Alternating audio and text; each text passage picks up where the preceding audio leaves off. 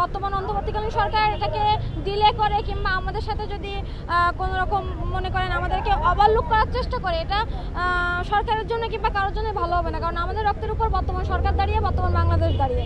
সবাই আন্দোলন করেছে ঠিক আছে, কিন্তু যারা আমরা সম্মুখ সারিতে ছিলাম, যারা প্রকৃত আহত, আমরা এখানে আপনি হয়তো আপনাদের মনে হতে পারে মাত্র এই কয়জন কেন, সবাই 8 মাস হয়ে গেছে, সবাই সবার মতো কাজে ব্যস্ত বলতে যাদের কাজ করার সামর্থ্য আছে, ফিনান্সিয়াল কন্ডিশনের কারণে সবাই ঢাকাতে আসতে পারিনি।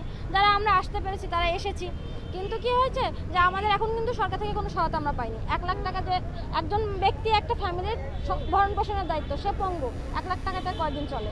সো ক্যাটাগরি যেটা করা হয়েছে ABC, সি ক্যাটাগরিতে 80% মানুষকে রাখা হয়েছে। ক্যাটাগরিতে বৈষম্য, প্রথমত বলা হচ্ছে এই ক্যাটাগরিতে যারা অক্ষম মানে একদম শয্যাশায়ী তাদেরকে রাখা হবে, কিন্তু সি ক্যাটাগরিতেই ম্যাক্সিমাম মানুষ যারা শয্যাশায়ী, অন্ধ, চোখ নাই, হাত নাই, পা নাই, মানে আমাদের ওই ক্ষেত্রেও বৈষম্যটা করা হয়েছে। এই ক্যাটাগরিতে কারা আছে? এই ক্যাটাগরিতে মূলত রুলস অনুযায়ী যারা হচ্ছে শয্যাশায়ী, পঙ্গুত্ব বরণ করেছে এরাই থাকবে, কিন্তু দেখা গেছে অনেক সুস্থ মানুষ এই ক্যাটাগরিতে আছে, আর ম্যাক্সিমাম অসুস্থ মানুষ যাদের এই ক্যাটাগরিতে, বি ক্যাটাগরিতে থাকার কথা, তারা সি ক্যাটাগরিতে, মানে 80% মানুষ সি ক্যাটাগরিতে, আর 2-5,000-এর মতো এ এবং বি ক্যাটাগরিতে। তো আমরা যে বৈষম্যের জন্য আন্দোলন করলাম, বৈষম্যের জন্য এত কিছু করলাম, আমাদের ক্যাটাগরির মধ্যে কেন বৈষম্য? তাও আমরা মেনে নিয়েছি যে ঠিক আছে, যার পানে তার সাথে তো আমাদের তুলনা করলে হবে না, আমাদের 2টা ক্যাটাগরি করুক, অক্ষম এবং সক্ষম, আমাদের ন্যায্য দাবি, আমরা এই জন্য এসেছি।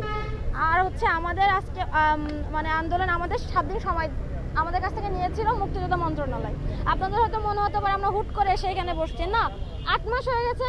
আমরা 10 দিন আগে স্মারকলিপি দিয়েছি, মুক্তিযোদ্ধা মন্ত্রণালয় দিয়েছি, প্রধান উপদেষ্টা মহোদয়ের কার্যালয় দিয়েছি, সিভিল সার্জনের কার্যালয় দিয়েছি, আমরা কোনো রেসপন্স পাইনি। আপনারা কতজন আহত? জি, আমি আহত। আমার হচ্ছে হেলমেট বাহিনী আমাকে মারছিল, মোটা এবারে বাম পাশটা পুরো রক্ত জমে গেছিল। হেলমেট বাহিনী বলতে আমি কি মানে হেলমেট পরা মোটা লাঠি যেটা থাকে পুলিশের, 5 তারিখ সকালে।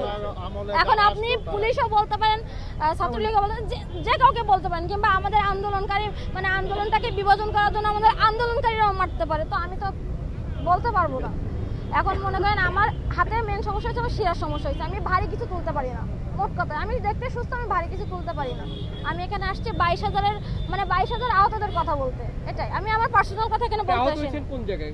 শহীদ মিনারে 5 তারিখ সকালে যখন গুলি হয়, আমরা দৌড়াতে যাই চাঙ্গারপুলের ওই রোডটাতে, আমাকে পায় আমি দেয়ালে এরকম থাকি, মানে সেটা থাকি, আমি আমার লাইফে এরকম কখনো মার খাইনি। আমাকে ওই মোটা লাঠি দিয়ে অনেক অনেক মারছে, আমি মানে এটা পুরো বাম পাশটা এমনভাবে ছিল, আমাকে পুরো বাম পাশটা একদম পুরো রক্ত করে ফেলছে, রক্ত জমে গেছিল পুরো বাম পাশটা।